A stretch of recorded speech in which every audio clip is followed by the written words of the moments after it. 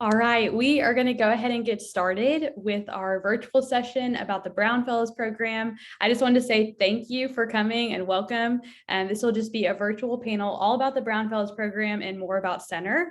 Just to introduce myself, my name is Lauren Samuelson, and I'm an Associate Director of Admission and Scholarship Programs here at Center.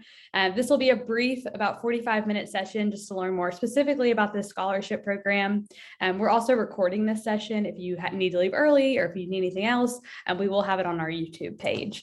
But to start off, I just wanted to give you a brief introduction to Center College. If you're not super familiar, hopefully this will help you get some more information. So almost everything you need to know. And just to start off, if you're not familiar with Center, you might not know that we're a small liberal arts college. We're located right in the center of Kentucky. That's how we got our name, in Danville. And we have about 1,400 students on campus. We find this to be really our sweet spot when it comes to enrollment. It's a way for us to maintain smaller classes, really close relationships with faculty, lots of research opportunities, study abroad opportunities, one main dining hall, everyone living on campus. That's a really big part of our campus culture. And so this size is a way for us to guarantee those really incredible opportunities for everyone. I would say that I had more friends at a school this size than my friends who went to bigger universities. 1,400 means that you're continually meeting new people, but you actually get to know them, which I think is something that's really special about being in a small community. When it comes to academics, this is a list of our different majors and minors, just to give you an idea of what you can study here at Center.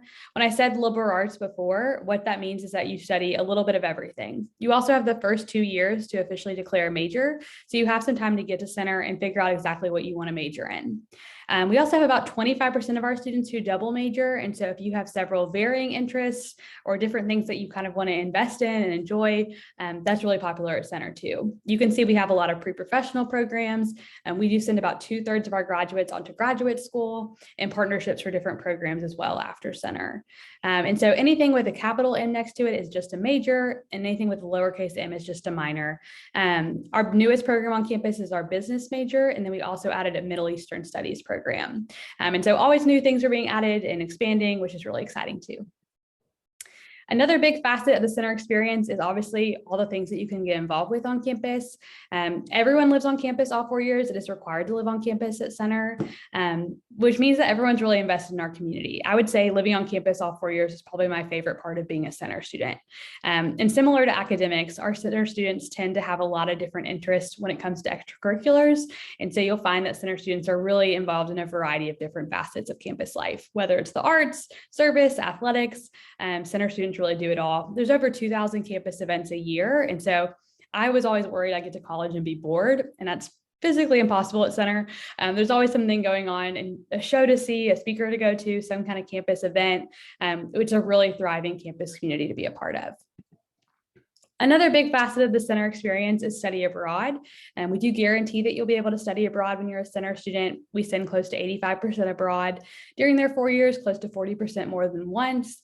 We have semester-long programs that are the same cost as living on campus that go to places like China, Japan, Northern Ireland, Scotland, France, England, Germany, and Mexico for 3 months long. And then we also have a January term called Center Term, where students can go abroad, and those are more exotic and unique locations. So lots of chances to go abroad. I highly recommend it. I went twice, and it was for sure life-changing. Also, when you're thinking about your college community and college home, it is really important to think about the people that you'll share a campus with. At Center, I would argue that I learned just as much from the students on campus that I did from faculty and staff.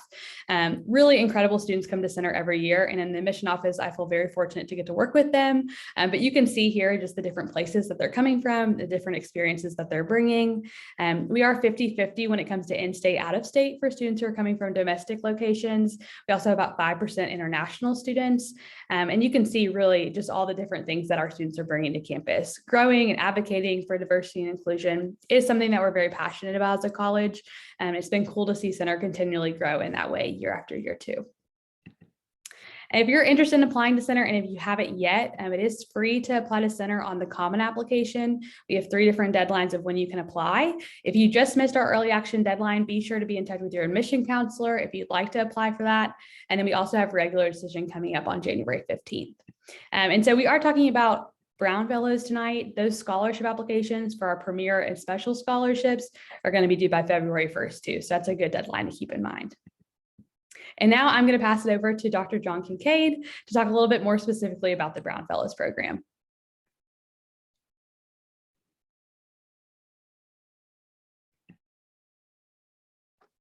Thanks, Lauren, and thanks to all of you for joining us tonight. Thanks for your interest in the Brown Fellows Program. My apologies for being a little slow on figuring out how to turn my camera on.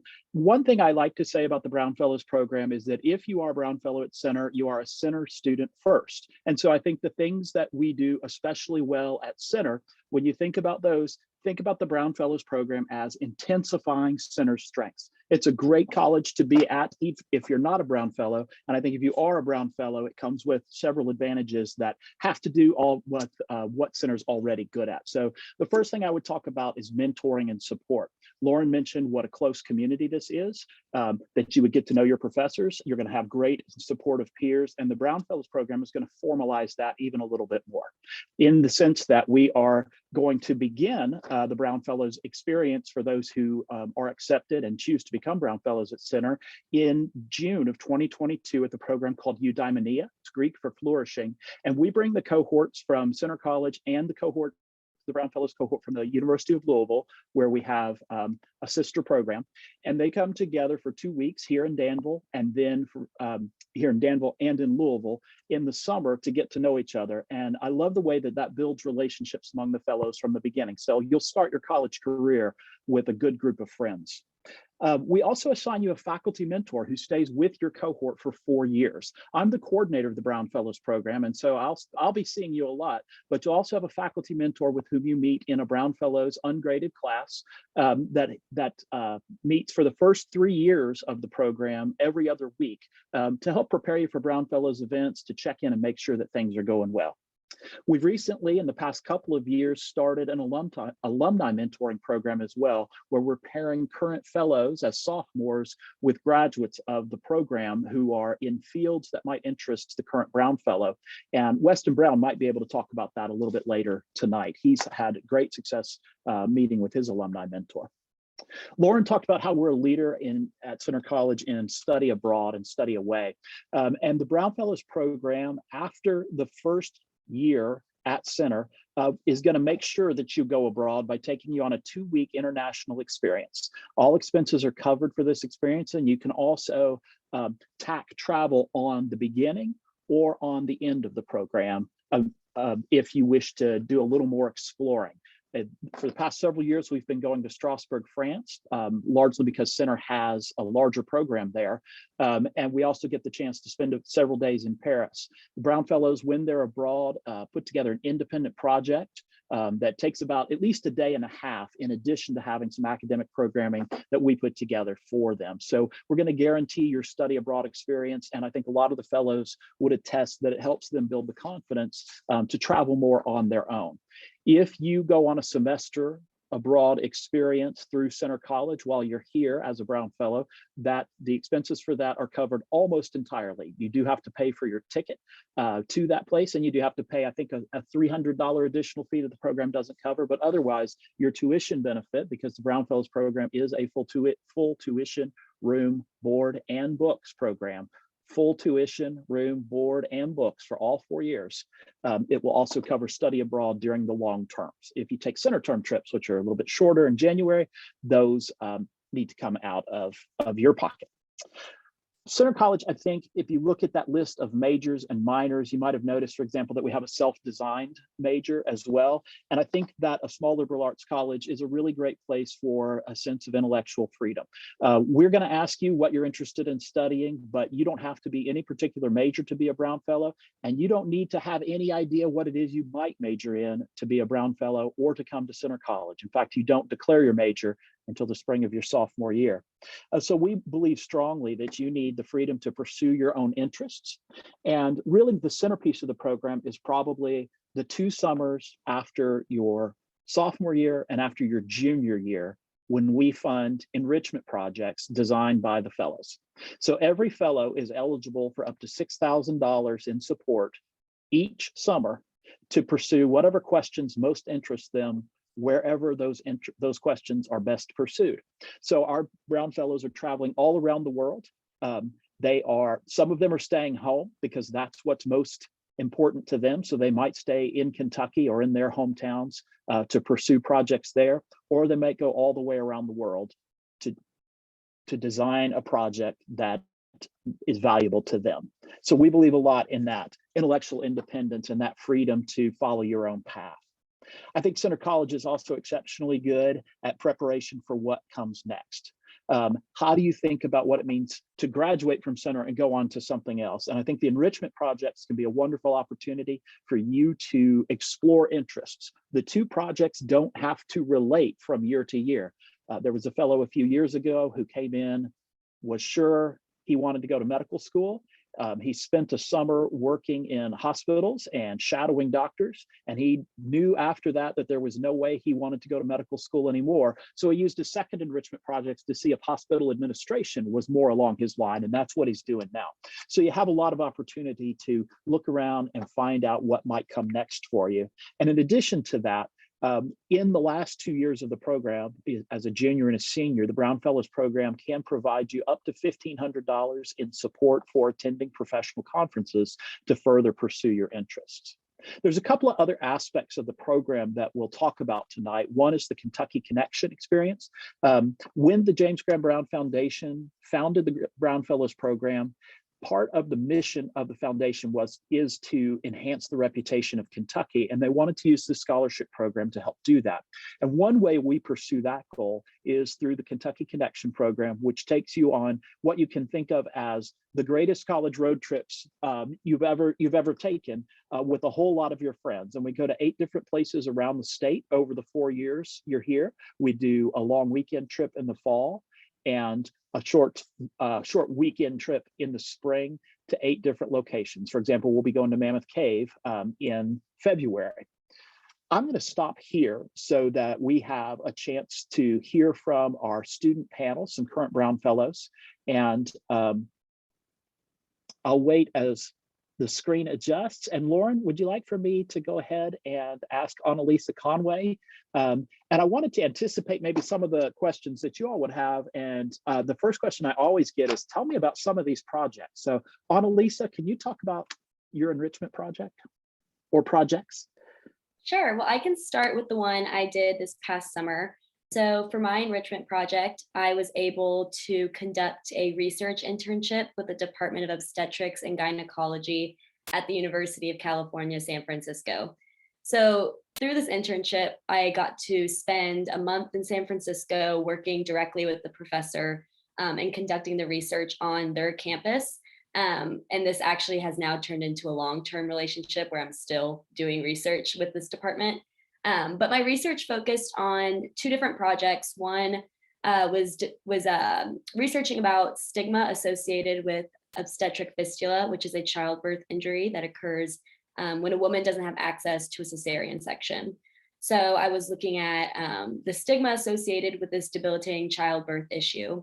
And then I was also doing another project focusing on developing cesarean section process quality metrics. So I got to help with the patient surveys, patient interviews, and we're about to actually start testing the metric instrument in a hospital in Uganda, Iganga Hospital. So that's just now starting, and we're about to get a bunch of patient data from that process. So my internship, kind of like what Dr. Kinkade was saying, helped me like look towards the future, because I've always known that, well, I guess I shouldn't say I've always known, but for quite a while, I've known that I want to go to medical school. And I think something that's daunting for me is not knowing exactly which specialty I would want to pursue. Even though that's farther in the future, it's still something I think about. And so conducting this research and interacting in the maternal health field made me realize how passionate I am about women's health and how that's a career path I would like to pursue. And then a brief little overview of my project last year. We were able to conduct a philanthropy-based project instead of our regular enrichment projects due to the COVID-19 pandemic, and traveling was just too difficult and unsafe at the time. So I ended up donating my funds to the Backside Learning Center of Louisville, Kentucky, and also working as an AmeriCorps Vista with their organization. So I got to help with a lot of COVID-19 relief, which included passing out PPE, helping families apply for emergency aid, scheduling COVID-19 tests, but I also helped a lot with the youth academic programs. So I got to do a little bit of in-person work during the COVID time period when everyone was stuck at home. But yeah, it was a really great experience and also expanded upon my interest in the public health field. So yeah, that's a little background about my projects. I guess I can pass it on to Weston. Thanks, Annalisa. I want to mention just briefly, Annalisa is a senior Brown Fellow from Louisville, Kentucky, and she is passing the baton to Weston Brown, a junior Brown Fellow from, I hope I don't miss this, it's Liberty, Missouri, right? A suburb of Kansas City? Yes, sir, you got it exactly right. Just as long as you don't say I'm from Kansas, we're okay. Hey, everybody, my name is Weston. So I'll go ahead and talk a little bit about my enrichment project for the last summer. I'm a history and philosophy major at Center, which means essentially I kind of have to go to law school, or otherwise I don't know what I'm going to do. But I do want to go to law school, and I specifically want to go to law school to go into public criminal defense. So this last summer, I got an internship through an attorney here in Danville and the Center for Career and Professional Development at Center with an organization in Tulsa, Oklahoma named Still She Rises. This organization provides free quality legal defense and resource distribution for mothers in North Tulsa, Oklahoma. North Tulsa is a really struggling neighborhood due to a lot of historical processes that have really kind of oppressed the area. And so I got to go in and as an undergrad have a full-blown legal internship in North Tulsa, which was a little bit daunting. All of my coworkers were either lawyers or law school students, but it was also an incredible opportunity. I worked 9 to 5 doing trial support, trial observation, specifically working with clients with their legal issues. Did a lot of client support where I would sit with them and explain the legal jargon to them. I did a lot of legal research. A lot of my research got turned into motions for our clients, and one motion actually was filed with the court and got our client's case dismissed. After work every day at 5 p.m., I went to various archives and organizations and libraries around the Tulsa City County area and conducted historical research into the role of the Tulsa Police Department in the Tulsa Police Massacre, or the Tulsa Race Massacre of 1921. That research is currently up for publication with the National Conference for Undergraduate Research, and I find out in a couple of weeks. These enrichment projects are really important to me. Like Annalisa said, I also, confirmed that this is absolutely the field I wanted to go into, which was really, really validating for me to know I was kind of on the right path. And it also gave me that fantastic experience that I can, go to law schools and say, I have experience in this field. I know how this works. I know that this is what I want to do. So, I'm super grateful that I got that opportunity. Thanks, Weston. Casey Montgomery is a first-year Brown Fellow from the Bay Area. I will not get the town right. I'm sorry, Casey. And I was hoping, Casey, that you could talk a little bit about your experiences as a first-year Brown Fellow, like life as a Brown Fellow on Center's campus. Yeah, sure. I'm from Clayton, California. No worries. It's a very small town. Coming in, Dr. Kinkade mentioned this, but Eudaimonia, the summer program before your first year, really does help create some great relationships. Actually, in the beginning, we used to complain that we didn't see each other enough, but I think it's like just the right amount where when you see your people, you're just like, it's still special and it's still awesome to get to catch up, but it's also like, I didn't see you yesterday. What I mean is I love them. And they I feel like Brown Fellow's gonna support less than a like time commitment. I'm involved with a lot of different things on campus, but Brown Fellows is just a part of that.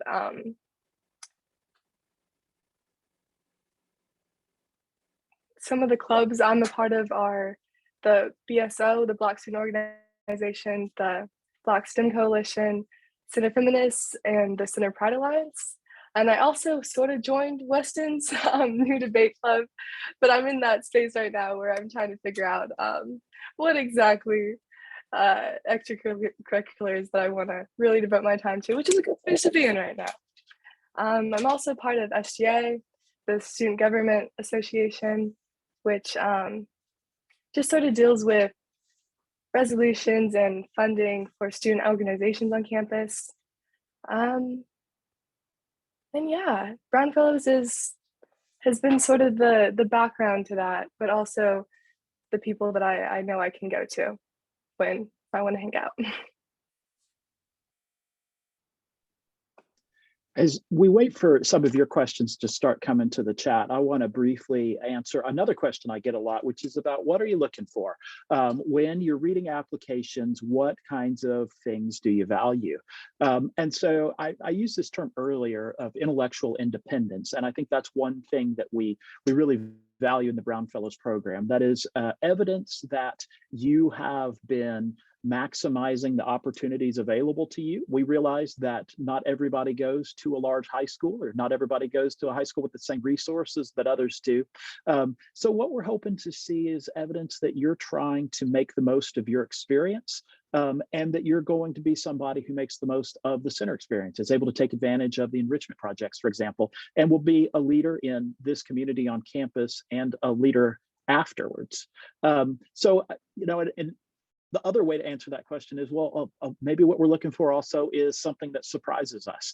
We're not just checking off boxes. We are test optional, so we don't have a test requirement. We do expect evidence of strong academic achievement. We want to know that you're going to succeed as a student at Center College, but we don't have a strict GPA requirement that you must fill, or a certain number of classes that you have to check off. Most of our students do graduate near the top of their classes, but it's not. But we are flexible, and we like to read the whole application, and we like to read holistically. And to when you're thinking about your application, make sure you communicate to us what's been valuable to you in high school, and how you think you might pursue that later on in college as well.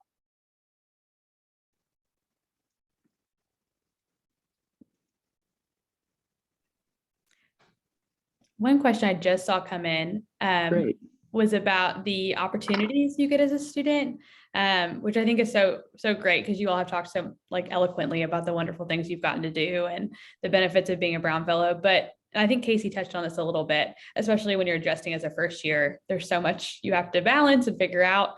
But Weston, I was kind of wondering if you could talk a little bit about, you're a junior now, correct? So you've kind of figured this out, see what you're doing, but what are the duties and responsibilities? What are expectations of maintaining your Brown Fellows program on campus?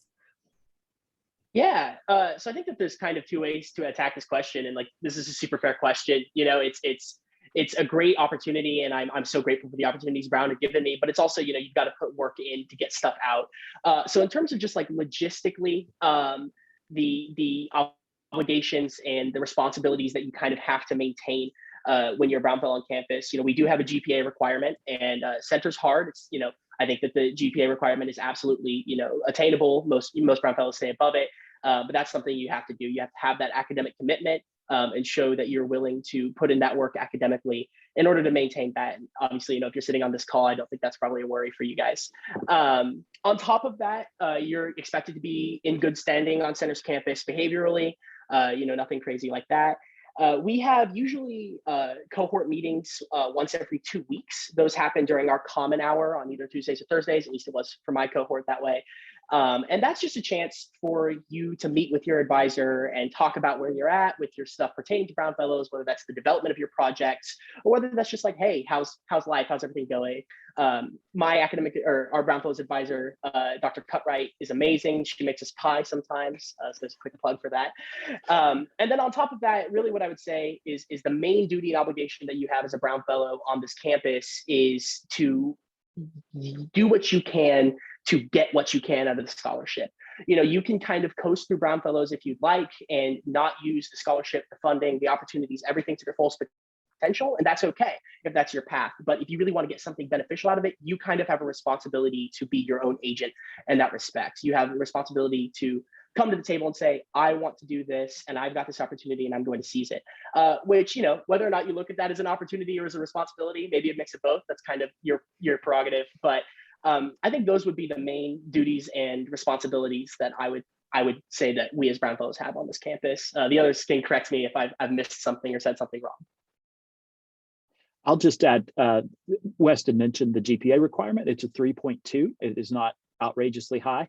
98% of Brown Fellows have graduated as Brown Fellows from the program. That is not an issue that comes up a lot, that people fall below the GPA requirement. And then also I would just add some commitment to the program activities, to attend Kentucky Connection trips, to prepare for symposium. Every fall we share our what we've done over the summer, and to be ready for that, you present a poster or maybe you do a presentation for the entire community. We also have a spring dinner called LINK.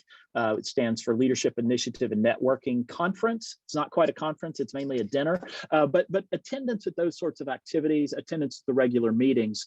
Beyond that, again, I would stress, we really want you to be a center student. So we're not going to demand tons and tons of your time as a program. Lauren, if I can real quickly, I'll take this question about how many applications come in each year. Last year, we had a huge number. We were, I think, at about 600. That was outrageously high. I would say 400 to 500 is a little more common for us. So 400 to 500 applications. We will always have 10 Brown Fellows in every cohort. We will have some alternates who are selected. So we will have 10 that we choose initially, then we'll have some alternates, and every year some of those alternates have come into the pool. So don't give up hope if you're named an alternate. And also, even though those numbers are daunting, remember that people have to get the scholarship. It's worth applying for. I definitely recommend applying. Yes, for sure. One question I saw was about the prompts. And what I would say is that I think the prompts for the Premier Scholarships are a great way to show something about yourself that you might not have talked about as much in your application or your Common App essay. We do read those at the same time, and we have access to those at the same time. I think people aren't sure if we have both of those, but we will have your Common App essay and also this Premier Scholarship essay and prompt. So just to kind of have a heads up about that too.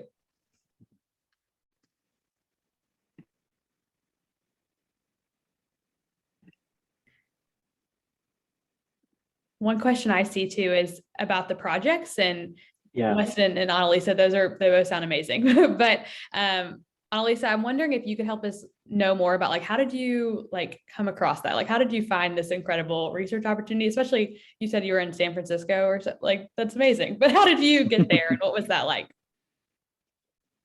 So I actually am glad this question was asked because I didn't clarify this earlier. One thing with the Brown Fellows program that is so unique is it's almost guaranteed, unless you don't design a project, that you are going to be able to receive funding to explore one of your interests. And knowing that I had this funding, I really wanted to look for programs that would allow me to conduct research in the global health field from a sociological perspective more than a biomedical side, because as a pre-med student, I've had a lot of the, biochemistry classes, organic chemistry, all of that stuff. But as someone that wants to enter the global health field, I needed to have more of that research experience that I hadn't received yet. And so what I did was I emailed a bunch of professors whose research I had gone through in different I think I went through a women's health website in California called the Bixby Center, and they had a bunch of research publications. And I found a few different professors that were doing work that I thought was amazing. And I was like, that's what I want to do when I grow up. When I grow up, I'm already old. So I reached out to these professors and I was like, I'm a Brown Fellow at Center College. I explained the process, what that means, and how I have this money. And I'm like, I would love to conduct research with you. This is why, these are my goals. And this is what I hope to gain. And I met with a few professors, and I eventually ended up connecting with one really well. And she's the person who I've been working with since. And so it provides the unique opportunity that you don't have to sign up for a program that already exists. You can create your own, which I did apply for, for example, my previous enrichment project at the Backside Learning Center, that was an application-based program.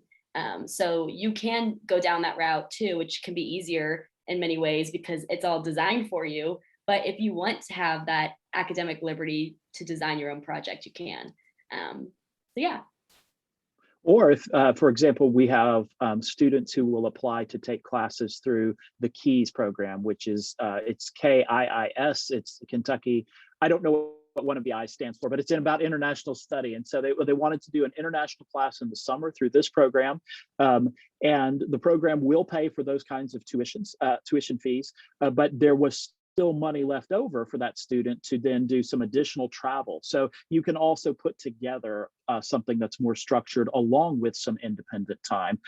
You don't have to do just one thing during an enrichment project. And I'll tell one brief story of a student who a few years ago, she went on the Eastern Kentucky Connection trip, where we go into some of the old coal mining areas, and we take a trip into an abandoned coal mine. And she was really interested in how communities sort of come back after natural resources like coal gets exhausted in that area. So she Googled around to find out where they were doing this research, and it was in Australia. And she emailed them, and they said, we can't take American students because we can't fund them.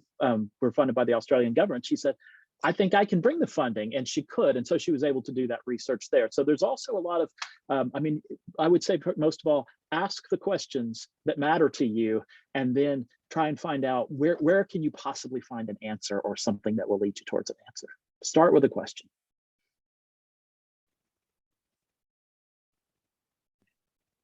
That was great. Weston, I see a question specifically about the debate club that you're working on, which I think is amazing because I get asked about debate clubs all the time. So I think that's awesome. But yeah, like I'm curious to hear like more about that involvement, and yeah, how did you start a club? What is that like at Center? Yeah, absolutely. So, you know, I don't know if your question is talking about debate specifically, but I'll talk more about the general club creation at Center College. I did a debate for 4 years in high school in the Missouri area, the Kansas City area of Missouri, I should say. It's like a really big deal. I'm actually sitting right here on my desk is one of my trophies from high school, which is a sign I don't let things go when I should. But ultimately, I got to Center, and I, you know, still kind of had this desire to debate, and we didn't have a debate club. And so I immediately was like, well, what do I do? And I kept kind of just pondering that out loud for 2 years until I got to my junior year of high school, when a couple of friends of mine, including my amazing roommate, Aaron Gelberg, who is himself a Brown Fellow, came up with the idea of going ahead and starting our own debate club on the campus. And that process is actually relatively easy. Center as a whole makes it so easy for student clubs to get started, so long as they have like a valid, good purpose and contribute back to the student culture on campus. Essentially, you talk to the Student Government Association, and SGA, of which Casey and I are both members, will go ahead and give you an application for your club and ask you to draft a constitution. Once you do both of those things, the constitution and your club's application are given to the student body for them to vote on. The student body is really only students elected by the students.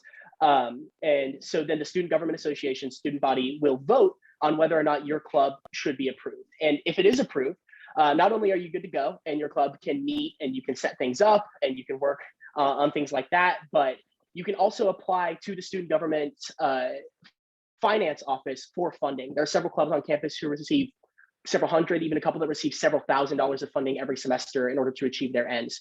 The beautiful thing about this process, in my opinion, is that it's completely run by the student body.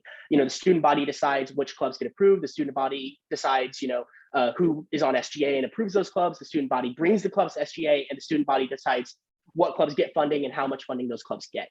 And that really leads to like a super vibrant student body culture when it comes to clubs on campus. So for me specifically, I did all of that, and then I had to abstain from the vote on my own club on SGA. You know, conflicts of interest. But it's relatively easy. To be honest with you, I got it done in about a month, and it really makes Center have a lot of great opportunities.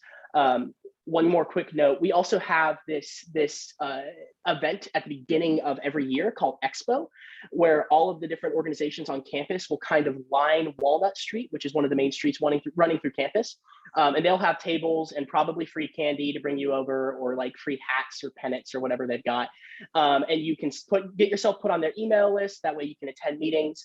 And it's really a great space for you to join way too many clubs and then realize that you're way over scheduled really quickly in your freshman year. I think Casey is laughing because she understands that, like, I know that's exactly what I did my freshman year. But it's also a great opportunity to get connected with those clubs. So I hope that answers your question. The club creation process is really easy, and I think it's one of my favorite things about Center is how vibrant the student organization body is.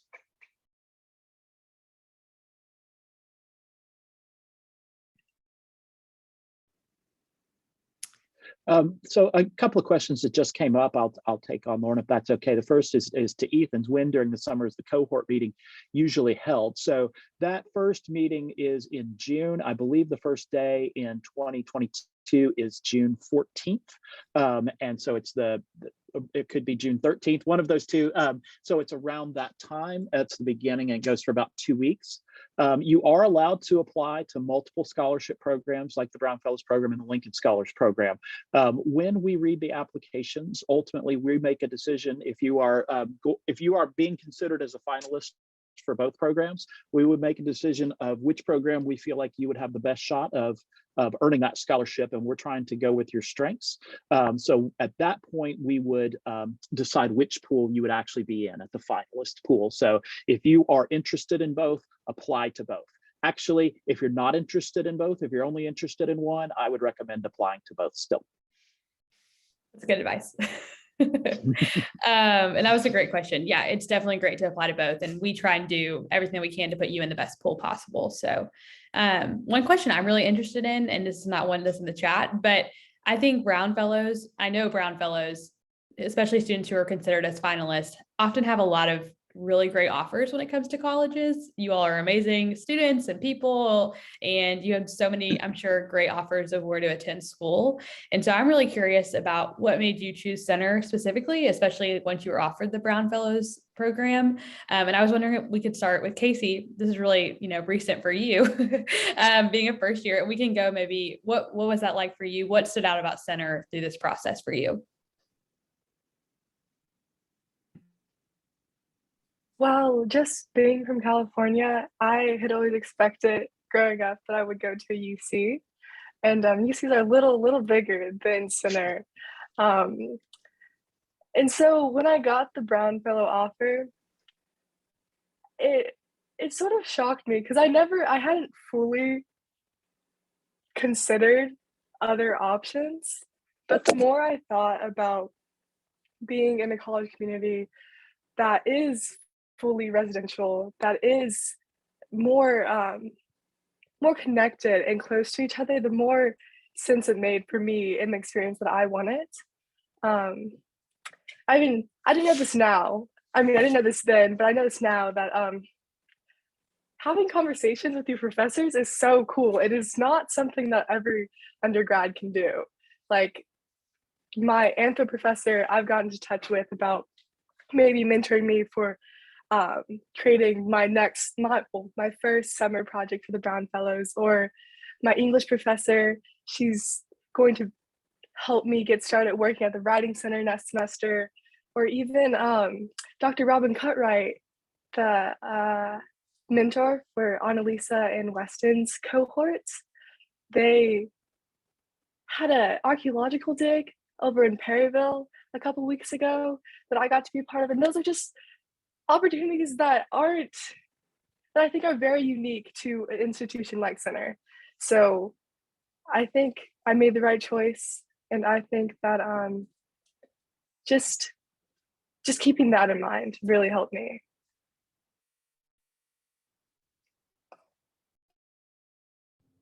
That is awesome. I love that. One question I usually use to wrap up, and we'll wrap up in a second. Still use the chat though. If you have more questions, we don't have to wrap up just yet. But Weston and Annalisa, one question I would have, especially since you all are a little bit older, is, and you've had some kind of more time to reflect. You're not old yet by any means, but what you would tell yourself as a senior in high school, especially as looking at programs like the Brown Fellows program, filling out scholarship apps, what's advice that you would give yourself looking back? And Annalisa, we can start with you.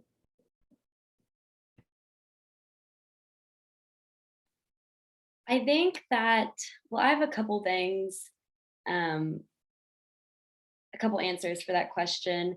I think one thing that I didn't realize when I applied for the Brown Fellows program, or even I didn't realize until later on as a Brown Fellow, was how connected you stay within the cohort even after people graduate, because the older Brown Fellows really served as role models for me when I was a freshman. I looked at them and I was like, you guys are unicorns. They have their lives together. They've done all these cool things. And I was like, I want to be like them. Wow. And you form these connections and they last. I know one Brown Fellow that graduated when I was a freshman. Her name is Kate Spencer. She's helping me right now apply for another program that I want to do post grad. Like, she sent me in her application. We had a phone call and she was like, yeah, let me know if you have questions. Like, this is my experience. So I'm still connected with her. Another Brown Fellow at U of L. She's in Spain right now. Her name's Holly Zoller. And I was just talking to her the other day about what she's doing there and how she's enjoying her experience living abroad. So you really stay connected, especially like you become so close with the fellows at U of L as well. It's not just you in your own little center bubble. It's like very expanded across both campuses. And I've made such close friendships with both groups. And then the only other thing I was going to say, this is more of an application tip, I guess. And I'm sure you guys have heard this before, but really talk about what you're genuinely passionate about and interested in, and don't just say things you think that you think sound good or want to be heard. I know with my project, I think with my application, I talked about I had done like environmental health research in high school or something, and I was like, I want to intern with the EPA and use my stipend to pursue these possibilities. And so like that was something I was really passionate about. I didn't end up interning with the EPA. I ended up doing different types of research. But like I took one of my activities or one of my passions and expanded upon it and looked towards the future of like, what can I do with this passion to help like make my application stand out? I don't know if that really answered the question, but okay. That was all great. Super helpful. Loved it. And then Weston, if you want to wrap us up, what is maybe some advice you have too? Yeah, so the two things that I would tell neurotic 18-year-old Weston when he was crazy with stress at this time in my life, I know exactly where you guys are at. The first thing would be, it's okay to choose where your heart goes. And I know that sounds cheesy, almost like Troy Bolton or something, trying to decide whether to play basketball or musical. I knew I could work a High School Musical reference into this, but it's okay to choose your happiness. It's okay to choose your heart. I applied, interviewed, visited a lot of the top schools in this country. I would bet that a lot of you and a lot of my fellow Brown Fellows I know did the same thing. And I came to Center, and the first thing that stood out to me, and I said it to my mom, was, dang, people are like really nice here. My visit to Center College was about 3 times the amount of time that my visit at, for example, Emory, Vanderbilt, all of those kind of schools were. And part of that is because I just immediately fell in love with that sense of community. And to be honest with you, as a senior in high school, well before I, applied for got Brown, I was kind of nervous. I was like, oh, I just don't know if Center's got the rigor or the reputation that I'm looking for, a place like other schools I got into would have. And ultimately, I was like, okay, I think I'll be happiest at Center, and I chose Center. And that was a good decision for 2 reasons. One, Center absolutely has the rigor and the opportunities that the other big schools have. And other big schools, especially when you're looking at law school, med school, grad school applications, they all know that. Especially if you are fortunate enough to get Brown, those opportunities come, and you can really, really make something out of them. So don't be afraid of that. Just because a school's got a big name doesn't mean that it's all that. 2, I am genuinely happy here. And I think that I'm happy here largely because the sense of community, while it's a competitive academic environment, it's not cutthroat like those other colleges are. I've got friends at those big, huge elitist universities. And, it's just not the kind of environment where you can genuinely foster good community, good connections with other people. So that would be my first piece of advice, would be follow your heart. Follow what makes you happy, and do that first, because, college is only fun if you're happy while doing it. The second piece of advice I would give you, and this is kind of going, or I did high school me, I guess, and this is going back to my own application process, is be authentic. I went through a lot of scholarship interviews and college interviews in my time applying for all of that. And I think we all have our professional face that we put on when we're going through these interviews, and like, that's okay. Like you should have that. That's a good skill to develop. But it's also okay to let a little bit of yourself breathe through. As you can tell by my High School Musical reference, I tend to do that a little bit too much. But ultimately, I think that's a good thing. Don't try to construct yourself in such a rigid fashion that you think is going to put on the best face. At the end of the day, the interviewers, the application readers, and everyone here at Center is going to want to get to know the real you. So that's who you should show. And the fact that you guys are motivated enough to be on this Zoom call right now with Christmas lurking or finals lurking, whatever's lurking, shows that you authentically and genuinely care about this. And so I would encourage you just to, above all, display that and show that. I wish I had that advice when I was applying for this, because I I did not, and it stressed me out. But ultimately, it worked out in the end. So. Thank you all. That was awesome. And I just wanted to thank everyone again for tuning in tonight. And thank you especially to our student panelists. We are in the midst of finals at Center. And so I really appreciate you taking the time to speak to prospective students. And it was so fun to hear your stories and just catch up with all of you too. But Dr. Kinkade, I didn't know if you had any final words closing out. And thank you for joining in the midst of everything you have going on as well.